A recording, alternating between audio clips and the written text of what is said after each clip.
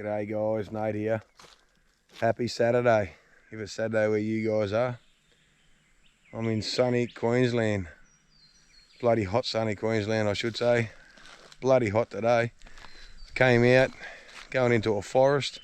I'm a couple of hours from home. Came out on the KLR for a change. Thought I'd leave the KTM in the shed.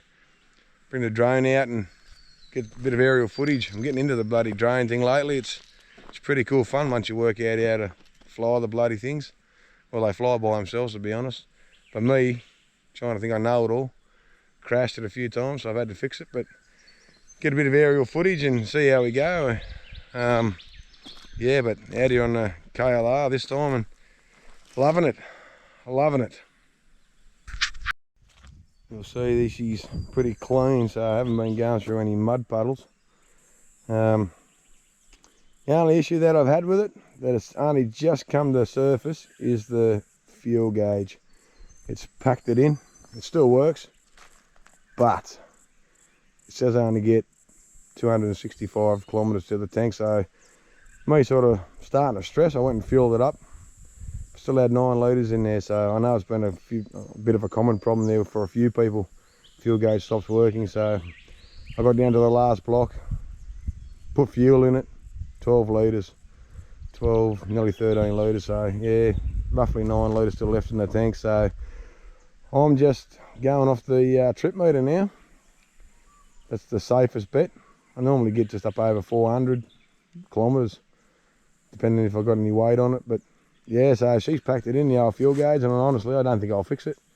I just run off the trip meter, be on the safe side. So yeah, I dare say a few of you people probably got the same problem, or it's come to light, but hopefully it doesn't happen to you. But it's not a biggie, it's not a biggie. But have a look, just scrubland, just scrubland.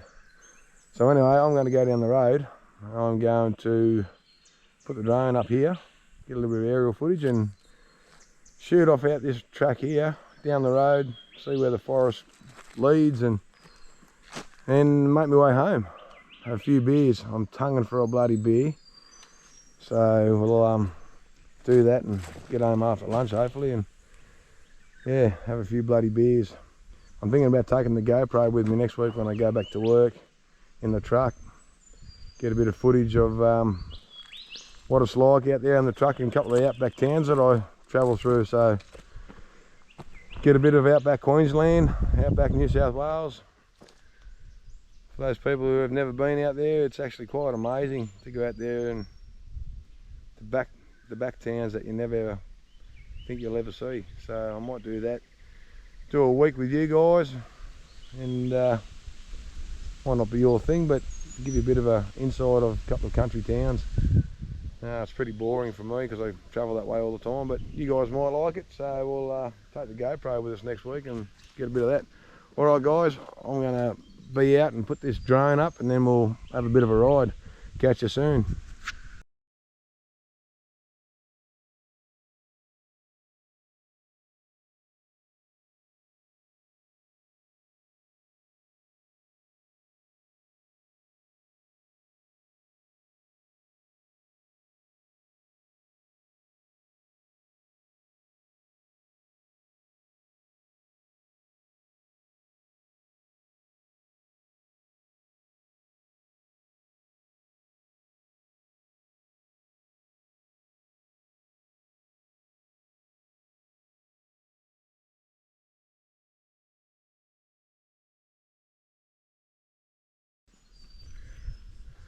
Well, we're back guys.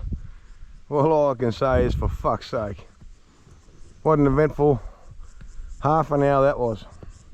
We'll go for a ride.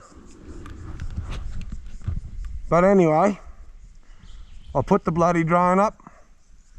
You're supposed to calibrate it before you use it every time. Recommended. Takes all of 2 minutes. I didn't.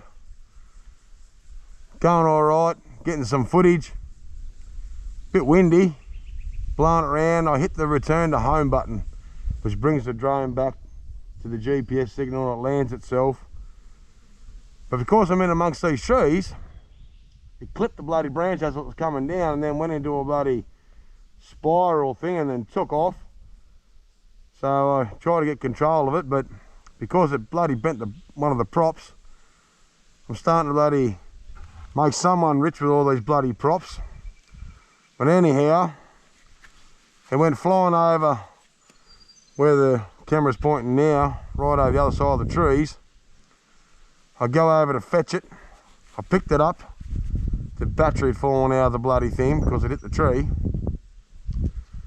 So I'm trying to find this battery, and next minute magpies start attacking me. They're like snipers, sitting in the bloody trees waiting to swoop your ass. And they come from nowhere. Like I said, snipers, stealth bombers.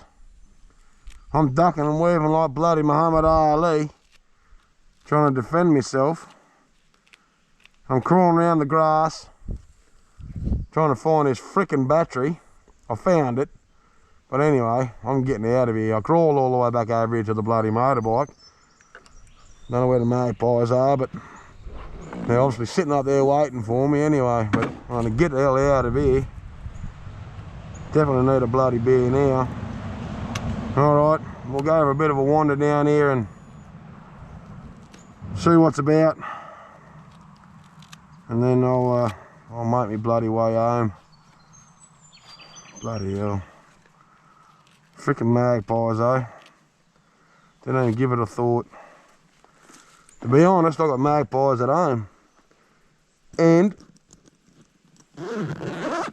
you can feed the bloody things. Everyone in my street feeds them and they're alright. You can get out the front, play with the kids, do whatever. Magpies don't get you. But these ones up here, they got issues. Some bloody had a bad day or something, whatever. But anyway, alright guys, we'll go for a bit of a ride. Anything you want to see or want me to do, or let me know. Happy to try and check out things if you're into that sort of stuff. We've got waterfalls and all that sort of crap around here, so I'm happy to do that. Let me know. Drop a comment, like, subscribe, help me out guys.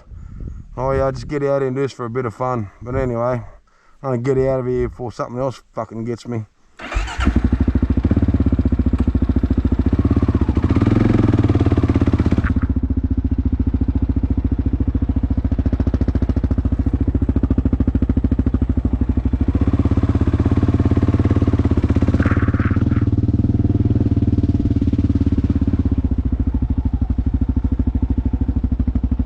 You blokes go over there in the bloody States and stuff with bears. Fuck, if a bear come out, I'd shit myself.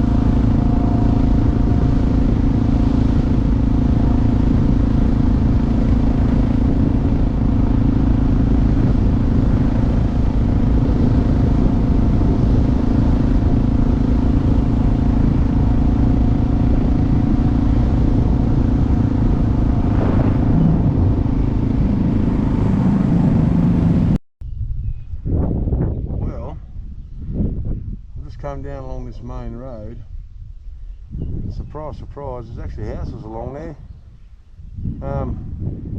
Random people on the side of the road having a barbecue, so I'm not the only one out here, thank Christ. But there's a lot of tracks on the side road that go off into the forest itself, which I might take one on the way back through. I think all that leads into another town, I think. I'm pretty sure I know where I am, or where the road will lead, but there's so many tracks off to the side that go into the forest, but I'm a little bit reluctant to take this in here. The KLR being so heavy, no, I don't know what to expect. Something for the KTM. I'd have to put the long range tank on though, because there's no fuel stations out here. Take some fuel bottles, so I might do that. Put the KTM in here where it's a little bit easier to throw around, because some of the tracks look a bit tight. But I will take one on the way back there and just to see what's actually inside the forest. But alright, we'll go back and have a poke.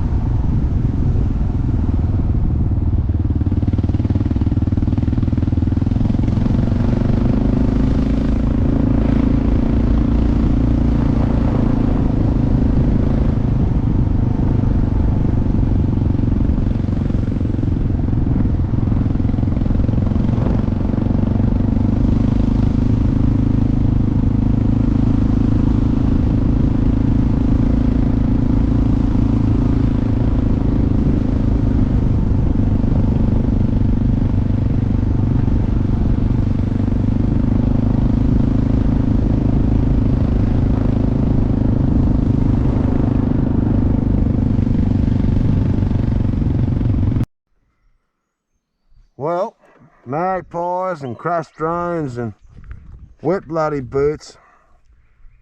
I didn't get dressed for success. Wasn't planning on coming out here, but it's fun. These are the little off-roads that I was talking about. Goes heaps of them. Must go right into the forest. This sort of road here wouldn't be so bad on the KLR. Bit of room to move if you do need to turn around, but there's a whole heap that are all washed out, ruddy and single trail. That would be so much better. Ground clearance and such a light bike in the KTM to do that. So it'll be something that I do come out and explore this place on a whole day ride. Looking forward to that. And you know what? I'll actually do it on the KLR as well. Man up, so to speak. But good part is I can pick the trails like this one that I do want to go, and shit, I reckon you could hide away in here and camp too without anyone knowing. A lot of go-inners. I've seen lots of go-inners.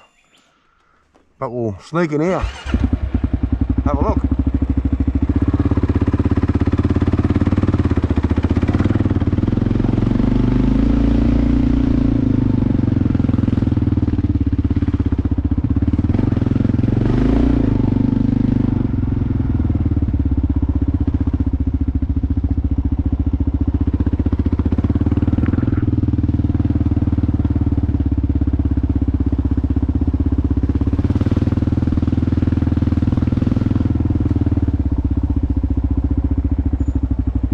See, this doesn't look used much. It's something that I'd probably rather take the bloody KTM along, to be honest, just in case I can't turn around down there anyway. I don't want to get stuck, especially out here by myself. No real mobile phone service. Might take another road that's more of a road.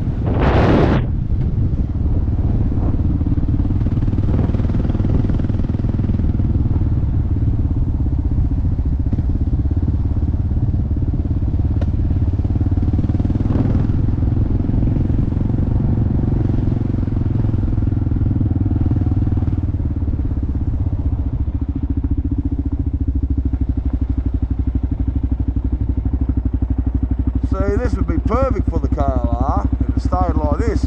Go in there and check it out, but there are other ones there that are probably more suited to the KTM.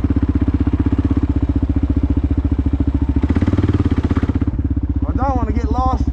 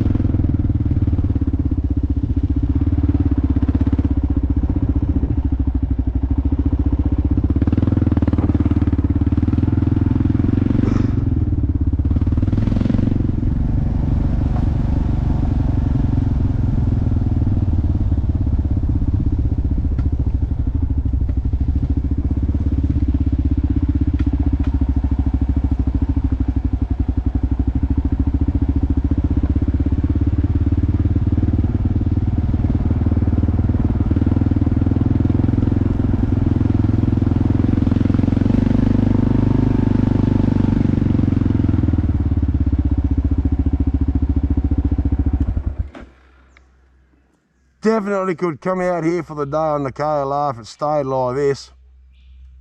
Few ruts and washouts, but I could do that. I think I might plan that. I think. And also come out here and do it on the KTM for the other tighter stuff. But at the end of the day, it's all going to pretty much lead to the same thing, all in this forest, but just different trails, different level of fun. So, oh well, I'll push down here, I'll leave you with it, and I'll join us again shortly. Well, that's all I can bloody say. I've got myself lost. I have. But, I got plenty of fuel. We'll just keep parting along. As long as there's a bloody pub somewhere, I don't really give a stuff. But, yeah. It's fun. That's the main thing, guys, it's fun. That's what it's all about. But, we'll get our way out of it. Bear with me.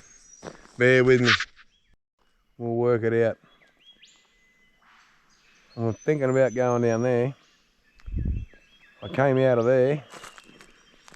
I don't want to go there. But look, on the bright side, I don't want to end up like this, poor fella. Bloody forklift out in the middle of nowhere. He just couldn't do it. Poor bugger. But anyway, I love coming out places like this. Especially when you've never been here before, and it's a bit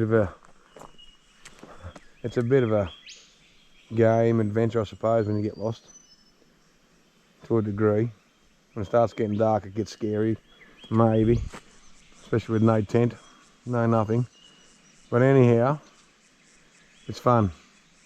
The fun part's trying to work out to get out of here. I could go back there, where I just came out of, but I took about bloody 6 or 7 different bloody turns.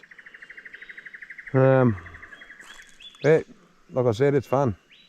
Why not? It's part of the adventure. It's all got to lead somewhere.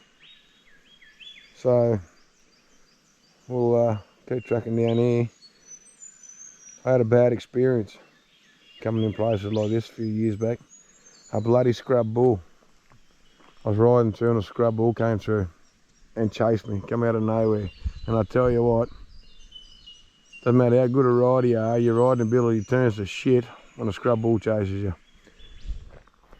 Because he can just motor through any direction he wants and you've got to stick to the trail. And I tell you what, I shit myself. My arsehole was puckering. But anyway, so it's a little bit worrying sometimes what's in there, but hey, it's all part of the fun. We'll get the old pig happening. Big Bob, that's what I named it, Big Bob. Oh well, Big Bob and this pussy better sit there and keep riding, otherwise we'll never get out of here. Alright guys, I'll talk to you again shortly. How cool is this, guys? Look at that. Bloody sensational. I've been riding since I spoke to you last, probably for about, I don't know, 5 or 10 minutes. And I come across this. To have a bloody concrete causeway, it's got to be some sort of, let's say, public forestry road, I suppose. So all in all,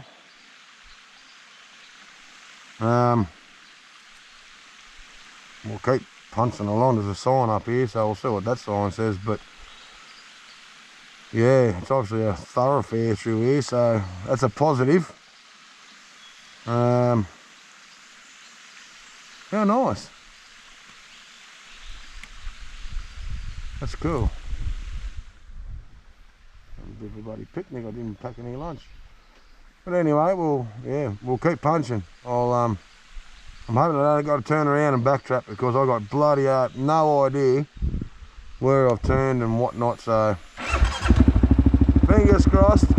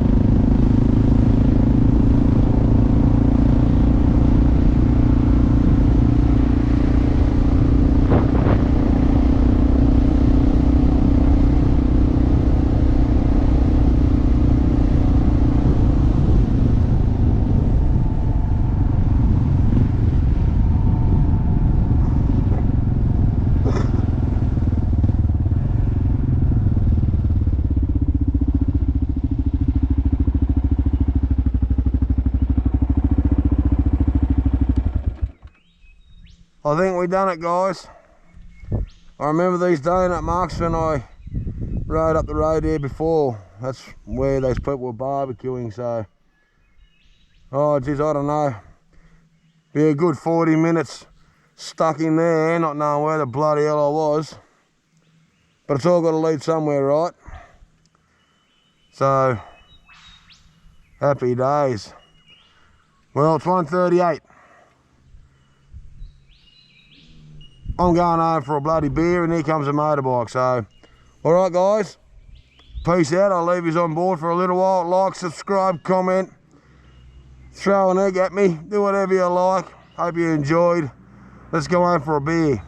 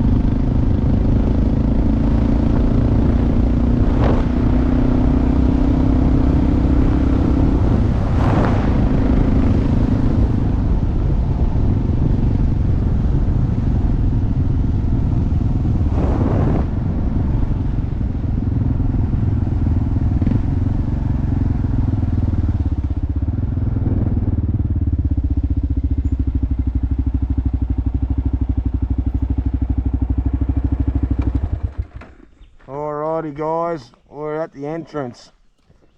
So that is bloody awesome. Those I think it was a CRF and a WR. At least you know people do get out here on the bike, so it's makes it pretty bloody good knowing you're not the only one out here sometimes. But goes to show they're on the old motocrossers, so the old KTM will go bloody good in here.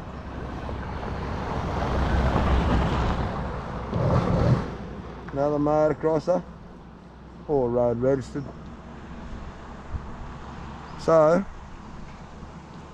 looks like the end thing to bring you out here is the KTM. More nimble, easier to throw around in here, so we'll do that. But I'm quite happy to come back out on the KLR and go a little bit deeper, but just be a few limited trucks, that's all. But all good guys, alrighty, thanks for riding with Nate, and we'll see you again shortly. Ciao.